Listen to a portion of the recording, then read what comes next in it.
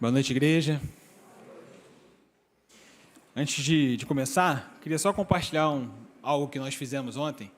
Nós tivemos aqui ontem na igreja, pastor, o julgamento de Judas Iscariotes. E um julgamento com toda a pompa. Tínhamos Ministério Público, advogados de defesa. Foi um debate profundo, recheado de questões filosóficas, teológicas, jurídicas. E Judas foi condenado, fiquem tranquilos. Teve quem quis absolver, sempre tem, mas dentro do debate, cabia dentro daquele debate específico. E quando a Mara falou comigo, o culto de hoje, né, o culto jovem, iniciaria o mês da família, e ela deixou sobre nossa responsabilidade, e, ao meu ver, faz todo sentido, porque os jovens fazem parte de alguma família, e é um contexto importante, faz parte dessa estrutura. E antes de iniciar a mensagem, só queria compartilhar uma questão com os irmãos, que em outubro, nosso congresso foi em outubro, não foi? Eu trouxe uma questão para os irmãos, uma questão de que eu estava muito pensativo sobre a questão do chamado, se eu teria que fazer seminário, se eu não teria, isso era uma questão que estava muito propícia ao tema do congresso. E como eu compartilhei a questão, eu achei justo compartilhar com os irmãos a solução dessa questão. E, no final, uma das coisas que mais ficava na minha cabeça era a preocupação em relação à minha família, às minhas filhas, porque todo mundo sabe, em especial, e principalmente os pastores, a questão eu diria, o alvo parece que fica maior sobre as famílias dos pastores, os filhos dos pastores, e eu ficava pensando muito sobre isso mexia um pouco comigo. E outra questão que mexia comigo, eu ficava pensando, Senhor, mas será que eu sou digno disso? Não tem outro se chamar, não, outro melhorzinho que eu, não? Eu sou pecador, não sou o mal dos pecadores. Isso ficava naquilo que a minha preocupação era que, num dado momento, alguém soubesse, Daniel, pastor, coitado da igreja e tal. E olha que eu não era semente do mal, não. Eu errei como todo mundo erra. E aí, em janeiro, viajando, eu estava sozinho no carro, porque eu fui devolver do carro para uma cidade para outra. Aí Deus veio e colocou um texto diante de mim, que sempre foi meu capítulo favorito. Meu capítulo favorito da Bíblia é Romanos 8. E como que Deus fala de diversas maneiras? Eu já li várias vezes, e nunca foi aplicado ao meu coração essa mensagem. E aí eu falei para os irmãos que a minha preocupação era com a minha família e com a questão de não ser digno e tudo mais. Aí vem o texto, versículo 28. Sabemos que Deus age em todas as coisas para o bem daqueles que o amam, dos que foram chamados de acordo com o seu propósito. Pois aqueles que de antemão conheceu, também os predestinou para serem conformes à imagem do seu Filho, a fim de que ele seja o primogênito entre muitos irmãos. E os que predestinou, também chamou, aos que chamou, também justificou, aos que justificou, também glorificou. Que diremos, pois, diante dessas coisas? Se Deus é por nós, quem será contra nós? Aí, versículo 33. Quem fará alguma acusação contra os escolhidos de Deus? É Deus quem os justifica. Quem os condenará? Foi Cristo Jesus que morreu, e mais, que ressuscitou, e está à direita de Deus e também intercede por nós. Quando veio esse texto, eu parei para ler, só eu posso explicar a sensação de paz. O que antes me causava um certo pânico, eu senti conforto. Tipo assim, olha, era isso, está resolvido. Resultado, sou matriculado, primeira vez que vos falo como seminarista, e que minha vida sirva somente ao reino, nada além disso. E, entrando no mérito da mensagem de hoje, família, plano original de Deus, foi o tema que é o tema do mês, né, de família. E eu queria compartilhar com os irmãos uma breve reflexão, e eu quero tratar aqui, fazer uma análise de alguns aspectos, no sentido da tentativa que existe hoje de desconstruir o plano original de Deus em relação à família. Eu tenho certeza que muito do que eu vou falar aqui vocês sabem, vocês conhecem, mas eu acho importante a gente trabalhar nesse sentido.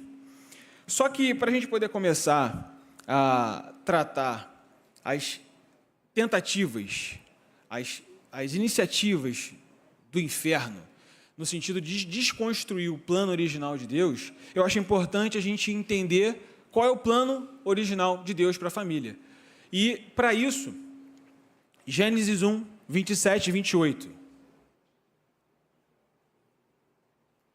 Então criou Deus o ser humano na sua imagem, a imagem de Deus o criou, homem e mulher os criou. Deus os abençoou e lhes disse: sejam férteis e multipliquem-se, encham e subjugam a terra. Dominem sobre os peixes do mar, sobre as aves do céu e sobre todos os animais que rastejam sobre a terra. Gênesis 2, 24. Por essa razão, o homem deixará pai e mãe e se unirá à sua mulher, e eles se tornarão uma só carne. Mateus 19, de 4 a 6. E ele respondeu: vocês não leram que no princípio o Criador os fez homem e mulher? E disse: por essa razão o homem deixará pai e mãe e se unirá à sua mulher, e os dois se tornarão uma só carne. Assim eles já não são dois, mas sim uma só carne. Portanto, ninguém separe o que Deus uniu. E Provérbios 22, 6. Instrua a criança no caminho que deva andar, e, mesmo com o passar dos anos, não se desviará dele. Se alguém aqui tinha alguma dúvida do que era o plano original de Deus no que diz respeito à família, eu apresentei o gabarito segundo a Bíblia. É deixar homem, pai e mãe e se unir com uma só carne com a sua esposa. É se multiplicar e o produto dessa multiplicação instruir no caminho que deve andar, para que ainda na sua velhice se lembre dos ensinamentos. Esse é o projeto original. Esse é o projeto que por diversas vezes o pastor em diversas cerimônias realizou a cerimônia de casamento, constituindo ali o início desse plano, desse projeto, onde o grande engenheiro e arquiteto é Deus. Só que essa equação, homem mais mulher, mais filhos, mais ensinar no caminho, esse plano, ele atualmente tem sido de diversas maneiras e diferentes maneiras atacado. Eu diria para os irmãos hoje, sem sombra de dúvida, que a família, segundo o plano original de Deus, ela está no banco dos réus. Em que sentido? O projeto original de Deus está sendo colocado em julgamento, como se o que Deus idealizou não fosse mais o correto. E como que se questiona isso? Em todo julgamento existe uma linha de acusação. Em todo julgamento existem os argumentos que vão ser utilizados. E o juiz, quando vai dar sentença, ele tem que utilizar alguns elementos, e eu vou aqui pontuar rapidamente. Para que isso aconteça, a gente tem que considerar as fontes do direito. As fontes do direito são as leis, a lei instrumentalizada. A gente tem a doutrina, que são juristas, professores, doutores, que desenvolvem doutrinas acerca de certos temas. Nós temos jurisprudências, que são julgados nas instâncias superiores, que formam ali o entendimento, e ainda que a lei seja limitada ou contrária, vai passar a valer aquela jurisprudência. E uma das fontes do direito mais antiga que existe são os costumes. Os costumes são considerados, o costume é uma fonte do direito. E nesse julgamento específico, onde a família se encontra como réu, o costume é o argumento maior que tem sido utilizado para que, no final, a sentença seja: esse modelo de Deus está falido, esse modelo de Deus está errado, esse plano, quem planejou não sabia o que fazia. E, para os irmãos poderem compreender o que seriam os costumes seriam normas não escritas que resultam de hábitos e práticas sociais repetidas ao longo do tempo, que passam a ser reconhecidas como obrigatórias e corretas pela sociedade. Os irmãos estão começando a perceber? Nesse julgamento, nesse tribunal onde nós, eu, minha esposa, minhas filhas, meus pais, vocês, onde nós estamos sendo colocados como réus, o argumento para nos tornar culpados de sermos originais conforme o plano de Deus são os costumes de hoje. E eu vou além. Se fosse só um julgamento, já seria algo complicado. Mas a família hoje, como plano original de Deus, ela não está sendo só julgada, ela está sendo subjulgada. Julgar e subjugar são coisas diferentes, ainda que existam o sufixo ali igual. Subjugar seria submeter por força, dominação ou fazer alguém ou algo ser submisso.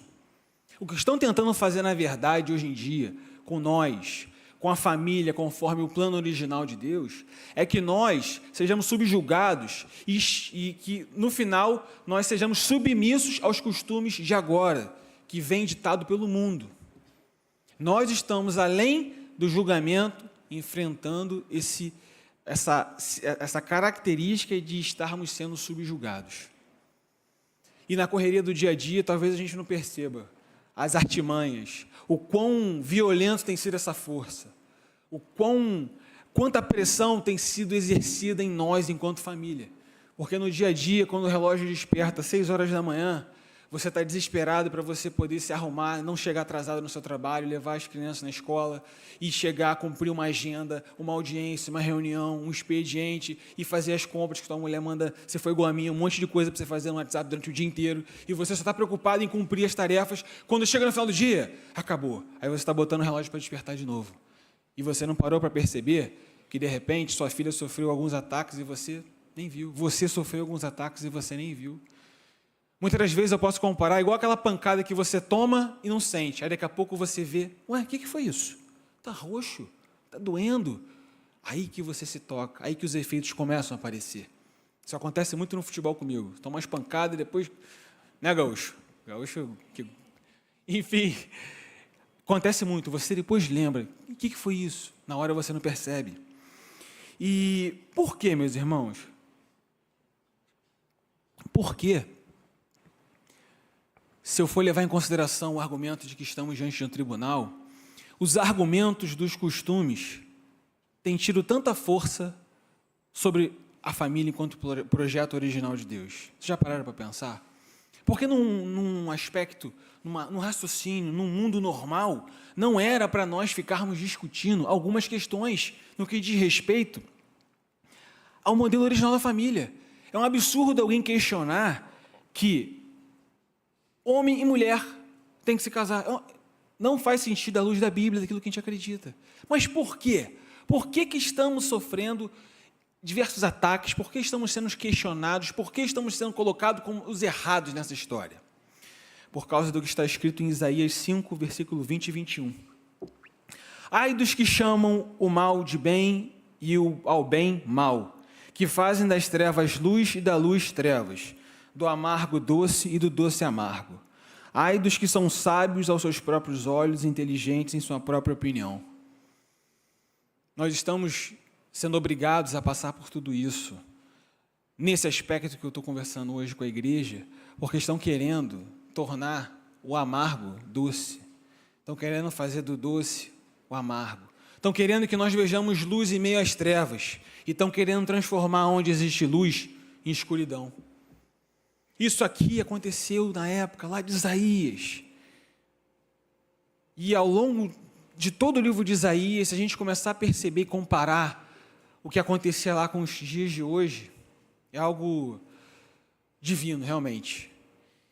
E é por isso, por conta do que está aqui, dessa inversão de ótica, inversão de valores, que os costumes têm ganhado força, para poder querer exercer pressão, para querer nos subjugar, para o modelo original de Deus, o projeto original de Deus, deixará homem, pai e mãe em sua casa, com a sua mulher, formará uma família, se multiplicará, terá os seus filhos, ensinará o seu filho no caminho que deve andar. Tudo isso está sendo questionado por conta dessa inversão. E isso aqui tem tido uma violência, tem provocado estragos sem precedentes. A gente que, às vezes, por estar numa normalidade do nosso dia a dia, que por mais que eu tenha problemas em casa, não se compara a outros problemas, e isso é uma sequência, cada um vive uma realidade, umas mais tristes, outras mais pesadas. E esse exemplo que eu dei para vocês, essa situação que eu estou mencionando para vocês, tem um exemplo prático. A nossa Constituição versava sobre família, o casamento entre homem e mulher. E aí, por conta dos costumes, as práticas e hábitos, com a frequência, com a quantidade, para gerar um novo comportamento, essa situação foi levada aos tribunais. E aí, no STJ, se decidiu, em 2 casos, que se permitiu que se casassem pessoas do mesmo sexo. A jurisprudência foi criada por conta dos costumes, isso no nosso ordenamento jurídico. É um exemplo prático de algo que eu comecei a falar para os irmãos. Eu trouxe até o relator, foi o ministro Luiz Felipe Salomão. No seu voto, ele diz que a concepção constitucional de casamento, diferente do que ocorria com os diplomas superados, diploma superado aqui ele se refere lá quando dizia que família é união, casamento de homem e mulher. Diferente do que ocorria com os diplomas superados, deve ser necessariamente plural, porque plurais são as famílias e, ademais, não é ele, o casamento, o destinatário final da proteção do Estado, mas apenas o intermediário de um propósito maior, que é a proteção da pessoa humana e sua inalienável dignidade.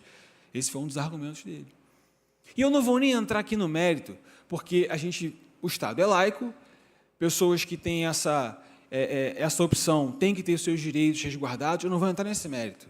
Eu só estou querendo aqui fazer um link para os irmãos poderem compreender, na teoria e na prática, o que eu quero dizer quando existe aqui a pressão, o exercício da força, dos costumes, querendo nos subjugar, e aonde um exemplo prático de costumes que houve aqui uma alteração de uma situação legal.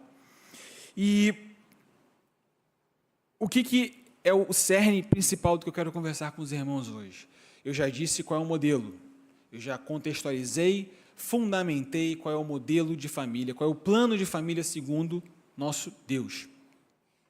Só que eu quero tratar com os irmãos alguns aspectos de fora para dentro, onde está ocorrendo a iniciativa da desconstrução da família segundo o plano de Deus. E aí, o primeiro agente que eu menciono nessa noite, que está agindo para desconstruir a família como plano de Deus, é o mundo. O mundo, por causa dos costumes, tem atacado e tentado desconstruir a família segundo o projeto de Deus, a começar na sua concepção, a família sendo composta por um homem e uma mulher. O mundo ele vem atacando o casamento. O mundo vem tentando minar essa instituição a todo tempo e a toda hora. Nós aqui casados somos sobreviventes do que até a morte nos separe. Porque lá fora virou um mero contrato. O contrato se dissolve assim. É um papel, uma caneta, se não tiver bens, pensão, aí é mais complicado. Mas é fácil resolver. É simples de resolver. E vou fazer um parênteses. Não estou tecendo nenhuma crítica aqui se tem algum irmão divorciado. Não, estou falando de uma outra realidade, tá, meu irmão? Então, o mundo, ele está atacando o casamento. O mundo relativiza hoje a questão da fidelidade. Meus irmãos, o que tem de casais se identificando como adeptos do poliamor? Será que alguém sabe o que significa isso? O trisal. Um cara com 2 mulheres querendo que se reconheça essa relação. Ou seja, algo que antes era ilícito. Fulano tinha uma amante, ele tentava esconder da esposa. Essa era a dinâmica de anos atrás. Só que isso está se tornando tão comum, tão comum, tão comum. Olha os costumes. Que a sociedade está convencionando agora como normal. Então, trisal, a gente se apresenta, ninguém se aborrece. O combinado não sai caro. Ela sabe que eu tenho ela, segunda e terça é Maria, quarta e quinta é Joana. E estamos tratando isso como normal. A quantidade de casas de swing que estão sendo abertas. Quem não sabe o que é uma casa de swing, é um local onde casais vão para, em um dado momento, o marido vai estar se relacionando sexualmente com outras mulheres e a mulher com outro, e ele tem prazer em ver alguém se relacionando com a mulher dele. É o que eu falei, faz sentido a gente ter que discutir que isso não tem cabimento? Não faz sentido. Mas isso é o mundo tentando desconstruir a narrativa, narrativa não, me perdoe, a verdade, que é o plano de família segundo Deus. O ataque ao casamento tem se dado nesse sentido, banalizando a questão da fidelidade, do compromisso. 2 não se tornam mais 1, 2 se tornam 4, 5, 6. E o mundo não se dá por satisfeito em só atingir o casamento. Porque quando você atinge o casamento da maneira onde ocorre o divórcio, você atinge no primeiro momento marido e mulher, que se tornarão ex-marido e ex-mulher. Mas quando tem filhos, atinge os filhos de uma maneira. Eu, infelizmente, sou testemunha por conta da minha profissão de crianças que são brutalmente afetadas por conta do divórcio. Olha a estratégia do inimigo, eu vou bagunçar o casamento, eu vou atingir o filho, aí bagunça a casa toda. E aí eu passo para o segundo ponto. O mundo vem atacando os filhos. Os filhos são um alvo gigantesco do mundo nesse processo de desconstrução da família. E, meus irmãos, eu falo isso como pai, eu falo isso, ainda que eu não fosse pai, pela minha compreensão de mundo, eu tenho essa percepção, e eu tive essa percepção acentuada ainda mais quando eu comecei a trabalhar em escolas como advogado.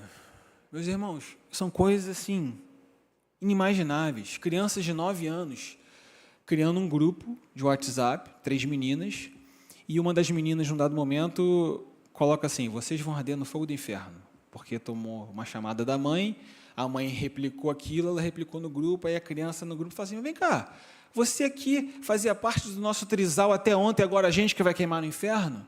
9 anos. 9 anos.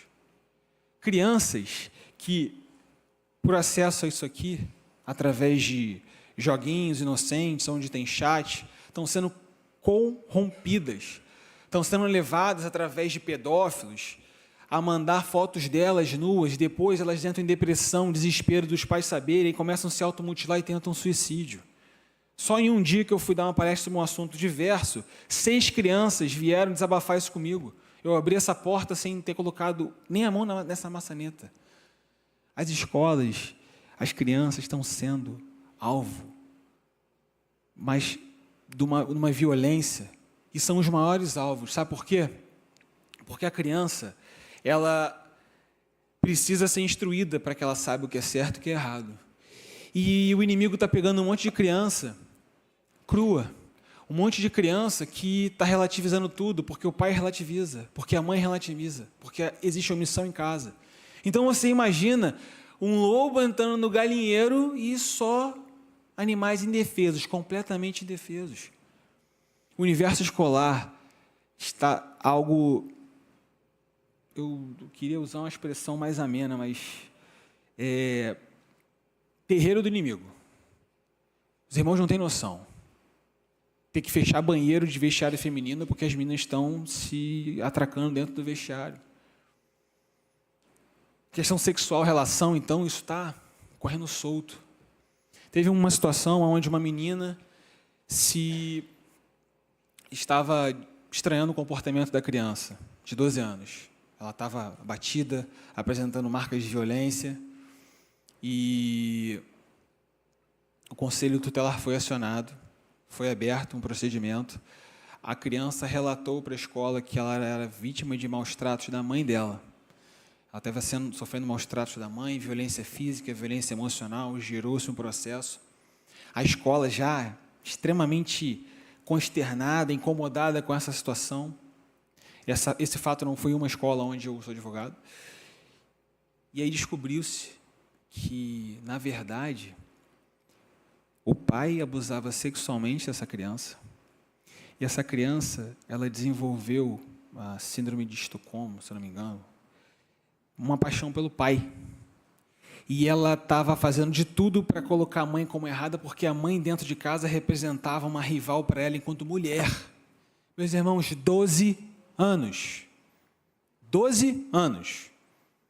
Quando a escola conseguiu saber isso, foi algo que todo mundo... Mas não era isso que parecia? 12 anos, tendo a malícia, tendo a mente preenchida pelo inimigo para arquitetar tudo isso. O mundo está tentando desconstruir o modelo de família. E nós temos que ficar atentos quanto a isso. Não podemos nos tornar omissos em relação a isso. Sabe por quê? Seguindo o que está escrito em Provérbios, nós devemos instruir nossos filhos no caminho que vão andar. eu disse que o inimigo tem se deparado com várias crianças que não têm tido essa instrução. O quanto antes nós prepararmos, nos debruçarmos e tivermos o cuidado de ensinar nossos filhos no caminho, não é mostrar só o caminho, é ensinar também com os nossos exemplos, com as nossas atitudes, nós vamos ter condição, meus irmãos, de imunizar nossos filhos, de dar condição, base, para que eles tenham condição de, quando forem apresentados e atacados pelo inimigo, raciocinar. Não, peraí, meu pai me ensinou que isso é errado. Meu pai me ensinou que na Bíblia não é assim. Quando vier com historinha de não, amor, o importante é amor, toda forma de amor. Não, menina com menina está tudo certo. Não, meu pai falou que não. Não pode a força externa vencer essa queda de braço. E é uma queda de braço existente. Então, cabe a nós reforçar essa luta, porque a luta existe. Cada omissão sua é um espaço que o inimigo ganha nesse cabo de guerra. E mais, não vai adiantar. É muito importante nós fazermos nossa parte de instruir, mostrar, dar exemplo, para poder imunizar. Só que no final, meus irmãos, a decisão vai ser sempre do nosso filho. A decisão, qual caminho ele vai tomar, vai ser sempre dele. Ele tem o livre-arbítrio, uma hora ele vai alcançar a maioridade. Então, não tenhamos o remorso de eu poderia ter equilibrado essa batalha. E eu falo isso para, de repente, você que agora imaginando uma situação, sentindo uma culpa. Não, se você enxerga com essa palavra que existiu algo que você poderia ter feito mais, tudo bem, mas no final a decisão vai ser sempre dele. Por isso que cabe a nós fazermos o possível e o impossível para que eles estejam abastecidos, imunizados com o que é certo, com o que é divino, com o que vem do alto. Porque quando vier as sujeiras do mundo, é igual como se fosse um antiaderente, para não agarrar essa sujeira nas roupas deles. Mas se a gente não faz, a gente está contando com a sorte e com a vontade do nosso filho para tomar essa decisão. Dando sequência, eu falei para os irmãos que eu vou trazer, a minha intenção é trazer o aspecto da desconstrução, de fora para dentro. Meus irmãos, outra figura que infelizmente hoje em dia tem sido agente na desconstrução da família como modelo de Deus tem sido algumas igrejas. Como assim, Daniel? Isso não faz sentido? Eu vou explicar. Algumas igrejas, ao legitimar e ao abraçar algo chamado de teologia liberal, têm, em seu espaço físico, colaborado para a desconstrução da família como plano de Deus. Como assim, Daniel? Virou seminarista, agora vai ficar falando de teologia e isso? Não, eu já tenho essa percepção, esse sentimento muito antes disso. A teologia liberal, para quem não sabe, ela traz alguns aspectos onde o foco principal é desfazer a base. Ela tenta trazer a Bíblia não como se fosse a palavra absoluta, irretocável e infalível de Deus. Ela tenta trazer como um livro, algo cultural, algo com relatos. Ela vem o tempo inteiro tentar relativizar a palavra de Deus. Ela vem aqui querer colocar um não é bem assim. Como é que eu coloco algo nesse sentido na história de Adão e Eva? Como é que eu vou relativizar a Bíblia se eu falo que o fundamento da família como plano do projeto de Deus é Gênesis? E aí começa essa ideia. A ideia vem, a ideia da família ser divina, passa a ser família como uma construção cultural. E o resultado é que o modelo conforme o plano de Deus, ele já não é apontado como um modelo único. Existem outros modelos. E aí começa o discurso argiloso. Essa teologia liberal, ela vem trazendo de uma maneira muito mansa, tranquila, falas doces, um som musical, um pad legalzinho, piano. Aí ela vem questionar a liderança do homem e o papel da mulher dentro do projeto da família. E aí traz termos e quer traçar e caracterizar a liderança do homem e o papel da mulher como patriarcais e opressores. ela vem questionar a questão da submissão da mulher. E aí, ao invés de fomentar a colaboração no lar, ela vem promover a competição dentro dos lares. Não satisfeita, a teologia liberal ela tem o foco de incentivar o relativismo moral. Sexo antes do casamento? Tudo bem, desde que haja amor. Divórcio? Tranquilo. A felicidade vem em primeiro lugar. Filhos? Os filhos devem descobrir a sua verdade. Eles devem descobrir quem eles são.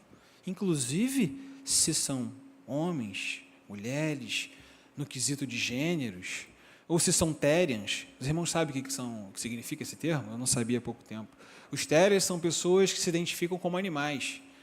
Eu me identifico como uma tartaruga, por exemplo, eu seria um therian. Segundo essa teologia liberal, tem que ter espaço para essa discussão. É válida, as ideias são válidas. A autoridade dos pais, por conta disso, é enfraquecida, a obediência é vista como repressão, e a palavra de Deus vira apenas sugestão cultural. E aí a gente tem a Bíblia perdendo espaço para pautas sociais e progressistas. A fala de amor, mas esconde a verdade. Fala de liberdade, mas promove a libertinagem. O resultado, famílias divididas, casamentos frágeis, filhos sem identidade espiritual e perdidos, pais sem coragem de ensinar a verdade com firmeza. Há poucos dias eu vi uma senhora, eu não sei o nome dela, ela dando um relato numa igreja de que nós somos biblioidólatros, que o problema da igreja é a biblioidolatria. Igual os católicos idolatram as imagens, nós idolatramos a Bíblia, porque a Bíblia não é para ser idolatrada. A Bíblia, homens escreveram dentro de uma igreja. Atrás dela tinha um pastor muito famoso, que eu não vou falar o nome por uma questão de ética, mas que há um tempo atrás disse que quer reescrever a Bíblia, que a Bíblia precisa ser reescrita. Talvez alguns saibam de que eu esteja falando. Essa é a teologia liberal. É a igreja, dentro da igreja, colaborando para desconstruir o plano da família segundo Deus. E essas igrejas estão lotadas. Lotadas. E aí eu fico me perguntando que às vezes num prédio, tijolo, cimento, com 500 pessoas, existe uma dificuldade muito grande de encontrarem 2 ou 3 reunidos em nome dele. É uma realidade. E eu não vou nem entrar no mérito de outros absurdos, mas eu queria chamar a atenção para os irmãos nesse sentido.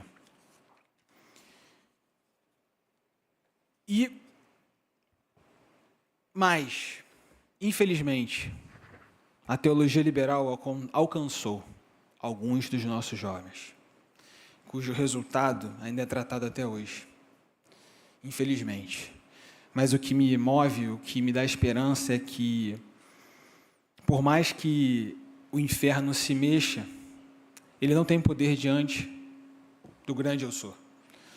Por mais que dê raiva, dê revolta, e a gente tem que trabalhar isso em nós, eu tenho que trabalhar isso em mim, porque isso gera, como é que pode alguém vir aqui, está lendo o mesmo livro que eu, vem com esse discurso, dá legalidade a comportamentos e provoca o resultado onde tem sido motivo de choro, dor, angústia para muitos pais, e está tudo certo. Será que ele serve o mesmo Deus que eu sirvo? Será que ele lê a mesma Bíblia que eu leio? Eu não admito, eu acho que nós batistas, a gente tem que ser aberto aos pensamentos. Mas o pensamento que contraria, que profana o sagrado, eu não consigo. Eu não consigo. Me desculpem.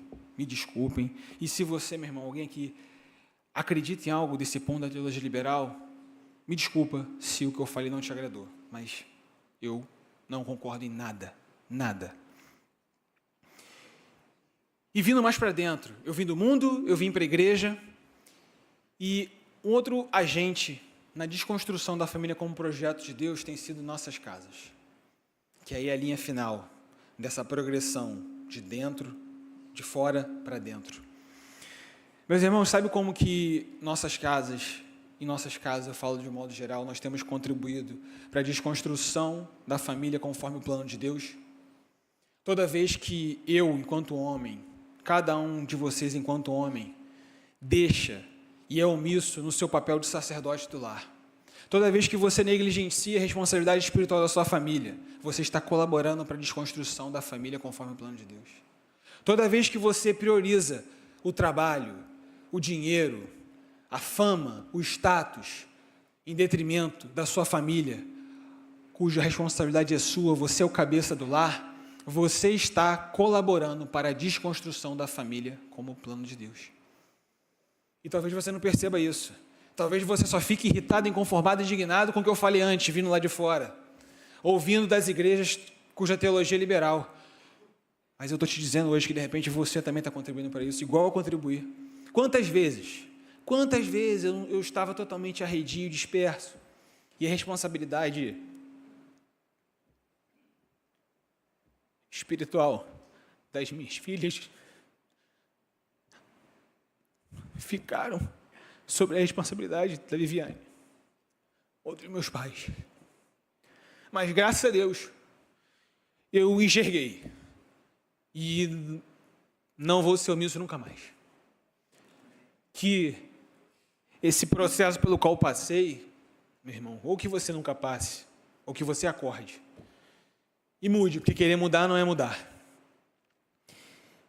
E não são só os homens, as mulheres também têm colaborado para a desconstrução, quando não têm sido sábias o suficiente para edificar os seus lares. E não têm sido sábias porque não têm buscado sabedoria, porque têm prezado, de repente, outras coisas. Porque, de repente, você tem sido colocada num papel de provedora, quando, na verdade, esse papel originalmente não seria seu. Quando você está buscando também só a questão do reconhecimento profissional.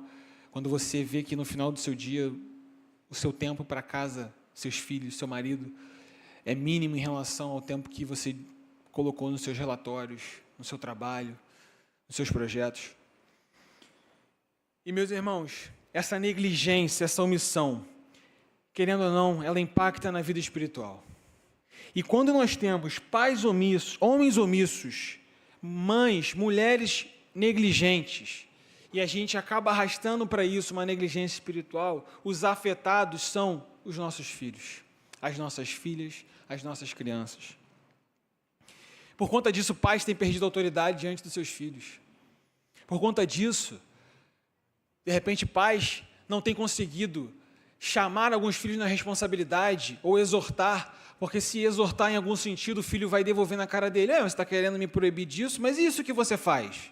Porque os filhos estão observando a gente, meus irmãos. Os filhos estão olhando o que a gente faz o tempo todo. E isso tem sido muitas vezes trava para você, enquanto pai, fazer vista grossa. Não vou ser hipócrita, não. Meu irmão, não seja hipócrita. Se corrija e exerça a sua autoridade de pai e fala: está errado. Chega de fazer vista grossa. Chega de achar que está tudo bem e não está. Chega de confiar na inocência do seu filho e da sua filha. Porque no fundo você sabe que, pelo andar da carruagem, a inocência já se perdeu. Acho que vocês sabem do que eu estou querendo dizer. E não se enganem, nós, enquanto liderança, nós temos esse feedback dos jovens e a importância de ensinar. Eu tenho certeza, se eu fizer uma enquete dos meus jovens que têm problema para frequentar a EBD, eu vou fazer a pergunta: quantas vezes você é EBD com seu pai e sua mãe? Quantas vezes seu pai e sua mãe te levou na escola bíblica dominical? Como é, meu irmão, que eu vou pedir para o meu filho valorizar algo que eu nunca valorizei? Como é que eu vou querer cobrar a postura de meu filho de algo que eu nunca tive postura? E a gente percebe. Isso é um termômetro. Meus irmãos, a luta já é muito grande para a gente ter que combater as ações do mundo querendo desconstruir a imagem da família. Essas teologias liberais. Não vamos tornar os nossos lares mais uma ferramenta nessa obra maligna. Faça uma reflexão. Até onde você, de repente, deixou de ir, você poderia ter ido? Até onde você, homem, tem deixado de cumprir o seu papel de sacerdote da sua casa, de chamar seu filho para orar, de trazer uma palavra? Mas maio é o mês da família. A gente não pode ficar só no mês de maio tratando isso, conversando sobre isso, vira junho e vida que segue. E aí tudo aquilo que é colocado diante de você, que foi primeiro colocado diante de mim, você esquece. Porque começa de novo o despertador tocar às 6 da manhã. Meu irmão, nós temos que ser a frente de batalha e a proteção das nossas famílias. Nós temos que ser o primeiro a ficar de joelho por nossas famílias. Porque se nós não fizermos nada para blindar nossas famílias, ninguém vai fazer. Pelo contrário, vão fazer para atingir como tem feito. Como tem feito.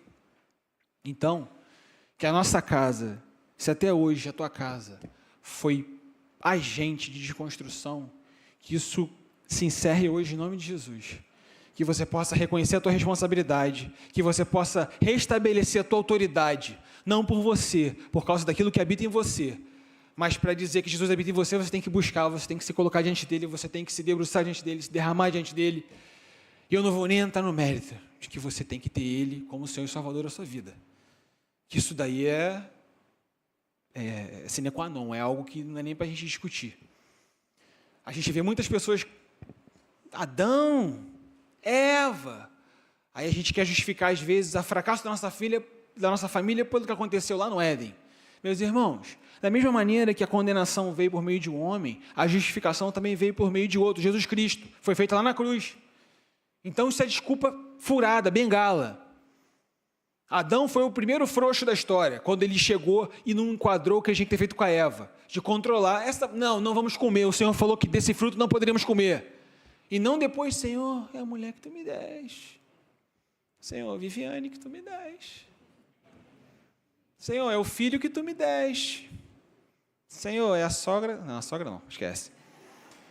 Meus irmãos, nós temos que ter noção de quão sério isso é. Nós temos que encerrar qualquer omissão que tenha ocorrido até agora. Nós temos que exercer o nosso papel, porque ainda assim,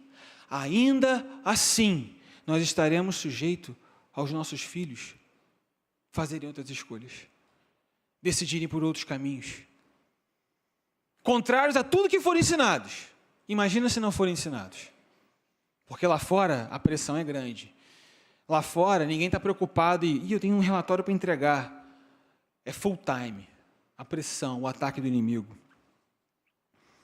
Não permitamos que a realidade onde pais têm medo dos seus filhos se mantenha, ainda seja algo existente.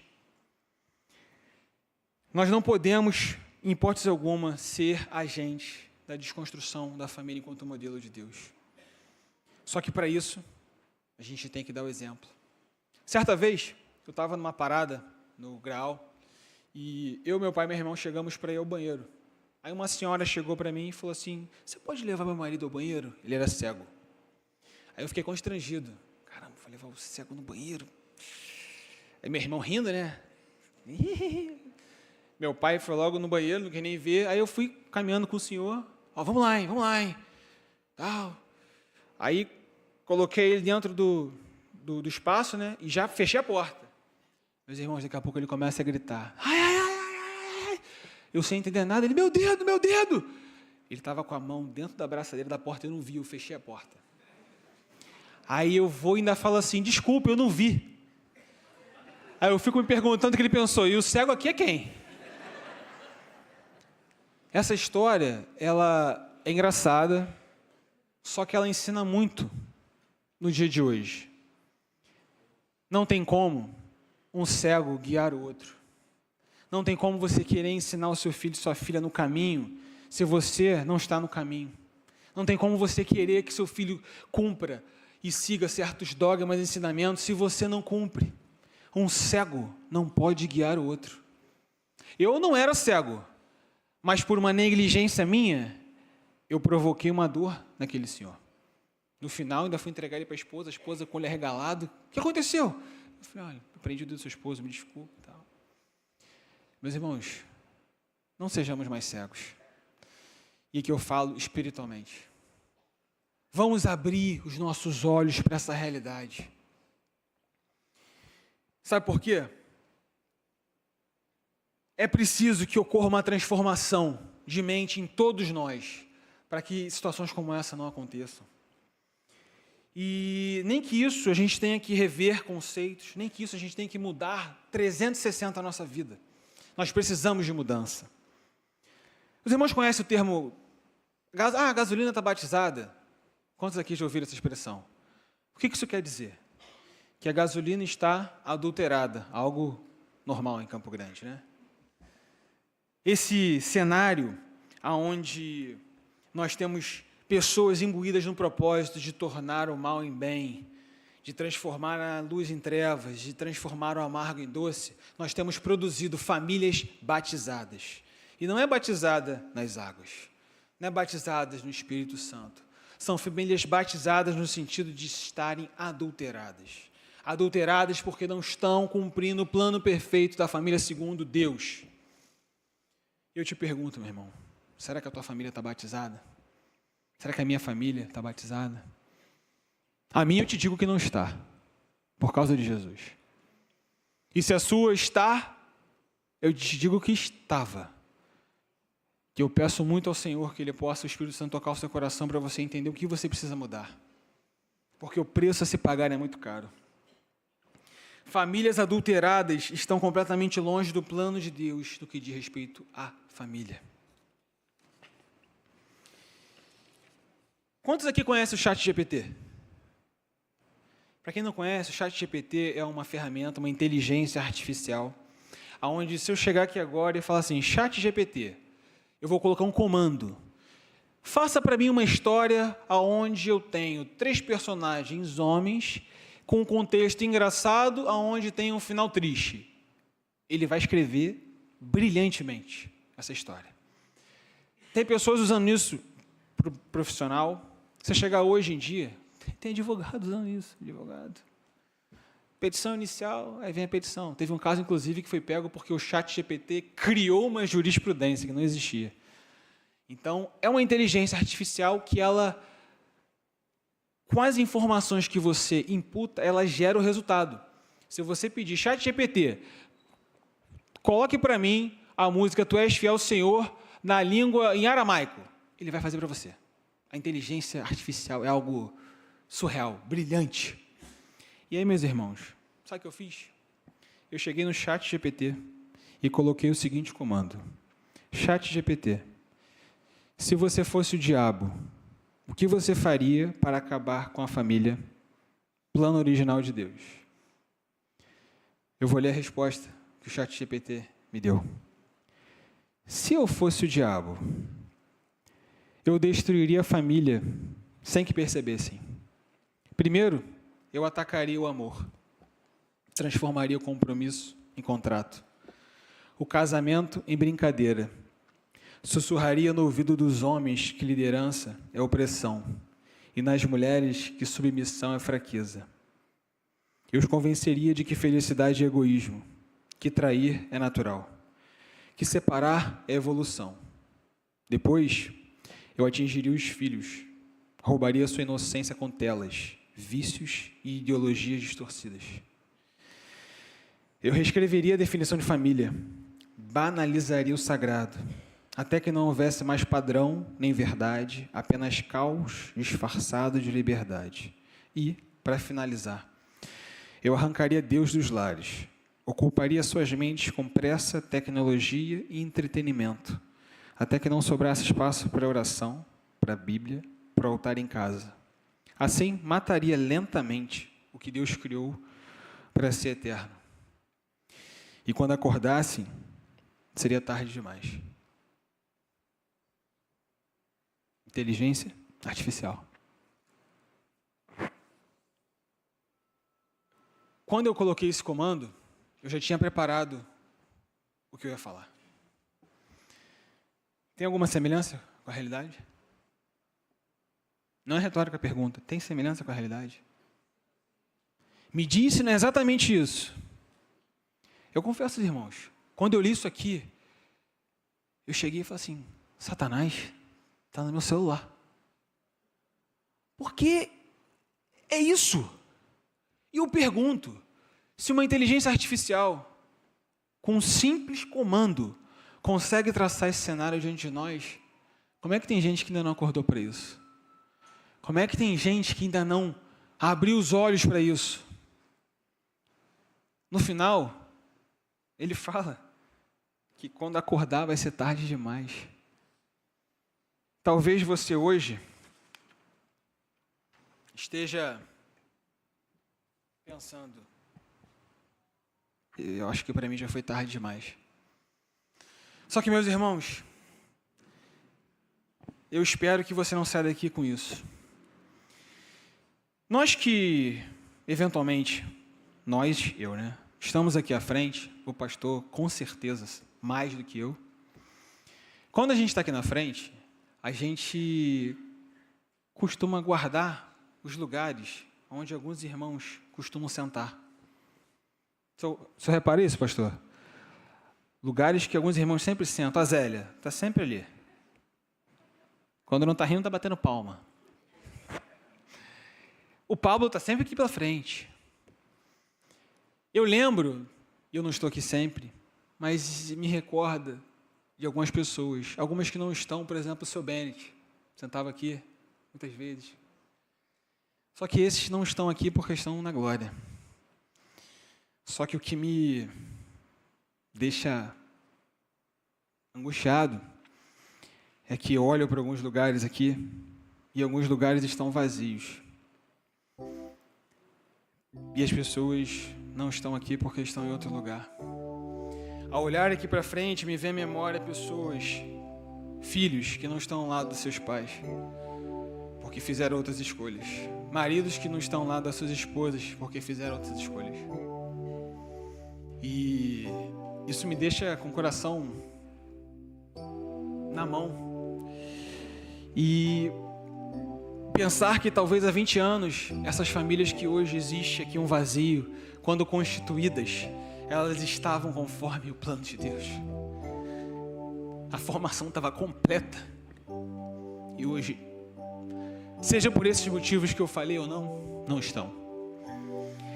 E esta noite, além de querer trazer reflexão para todos nós, o tempo inteiro, a minha intenção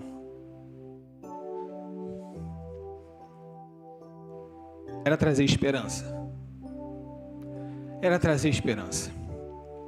Esperança àqueles que estão com seus lugares vazios do seu lado.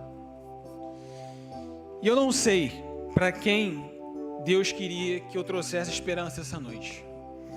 Mas eu sei quem preencheu meu coração durante todo o momento que eu preparei essa mensagem para a qual eu me agarrava nessa esperança. Deus sabe quem era. Eu sei. E aí, sim, quando tu falou o que tu falou, irmão, não teve como eu não sentir o meu coração arder de esperança. Porque foi Ele que preencheu meu coração durante todo o momento onde eu buscava ser canal de esperança. Primeiro, a minha esperança era que o lugar dele voltasse a ser preenchido ao lado dos seus pais. E eu quero aqui dizer para vocês, só Deus é capaz de restaurar a sua família. Só Deus. Em seu plano original. E eu digo isso não é como um discurso emotivo, não é por efeito de emoção. E além de reflexão, como eu disse, como eu quero trazer esperança para aquele que hoje não tem o seu marido do seu lado, sua esposa do seu lado, seu pai, sua mãe, seu filho, eu vou trazer para você o que está em Isaías 43, 18 e 19. De repente você está pensando enquanto estava falando, Daniel, não tem como, minha situação é essa, eu não vejo. Não vos lembreis das coisas passadas, nem considerei as antigas. Eis que faço uma coisa nova, agora sairá a luz, porventura não a percebeis? Eis que porei um caminho no deserto e rios no ermo. Por maior que parece o deserto, por maior que pareça o ermo diante da situação que você vive na sua família, Deus vai agir. Deus já está agindo.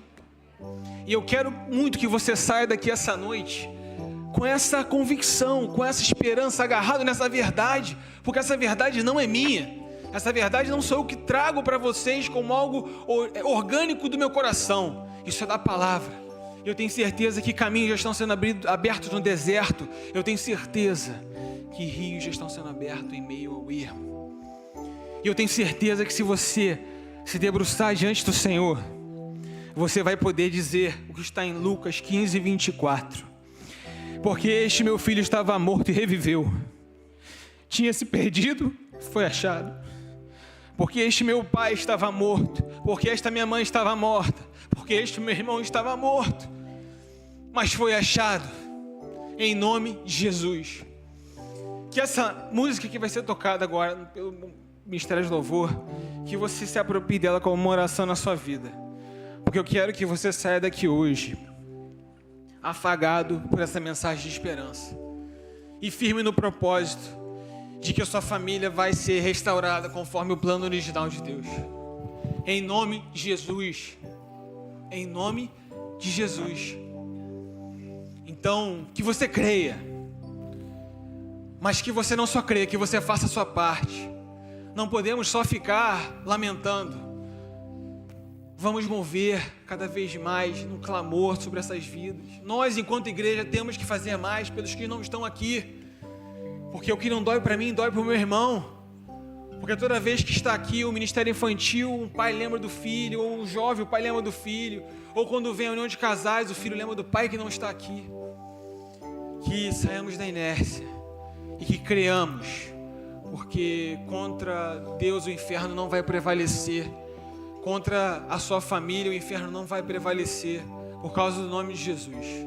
Então que você agora declare esse louvor do fundo do seu coração como uma oração de esperança. Que você creia.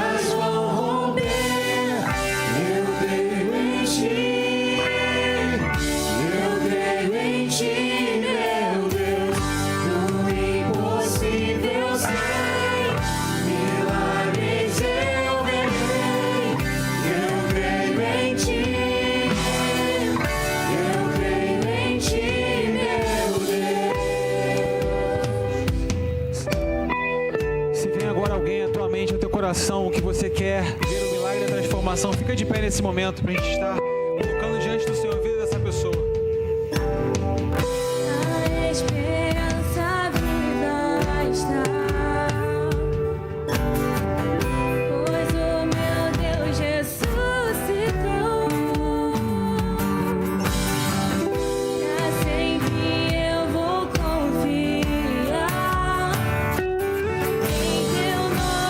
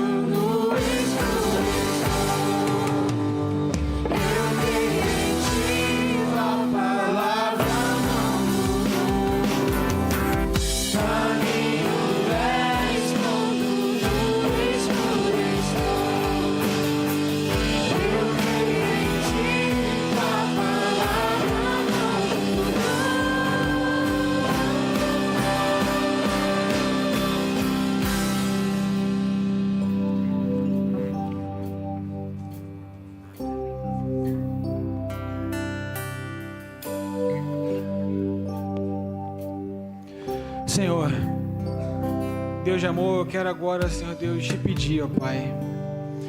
Tu conhece o coração de cada um aqui essa noite, Deus. Senhor, Tu sabes cada filho, cada mãe, cada pai, cada irmão, cada vovó que nesse momento, Senhor Deus, ocupou a mente e o coração aflito aqui nessa noite, ó Pai. Senhor Deus, eu coloco diante de Ti, Senhor Deus, a vida de cada um desses, ó Pai.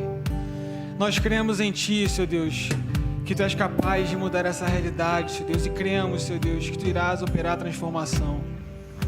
Senhor, que ninguém saia daqui, ó Pai, sem o coração ardendo de esperança por causa do Teu nome, do Teu poder. Por maior que seja a montanha, por maior que seja o impedimento que ele vê, Senhor Deus. Senhor, nós cremos em Ti. Tu és soberano, Senhor Deus. Tu és todo-poderoso, capaz de mudar qualquer cenário, ó Pai. Senhor, que através da Tua obra, do Teu agir, do Teu mover, os lugares, os assentos que estão vazios, Senhor Deus, possam ser preenchidos.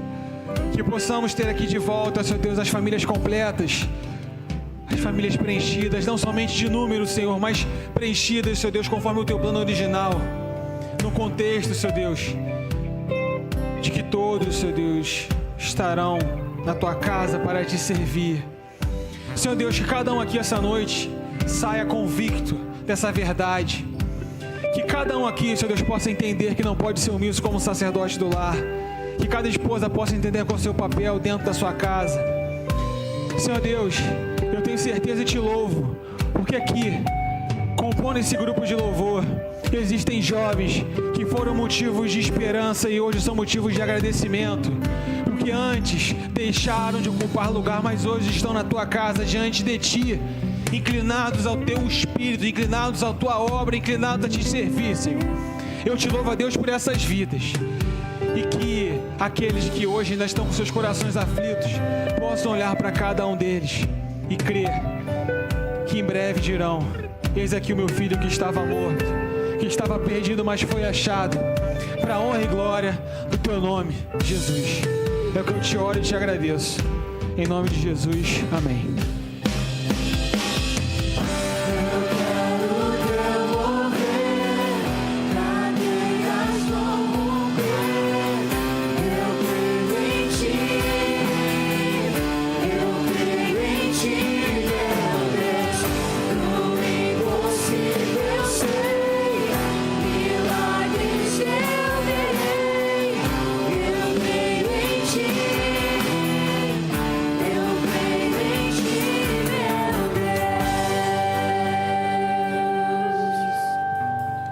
A igreja pode sentar, que Deus esteja nos abençoando.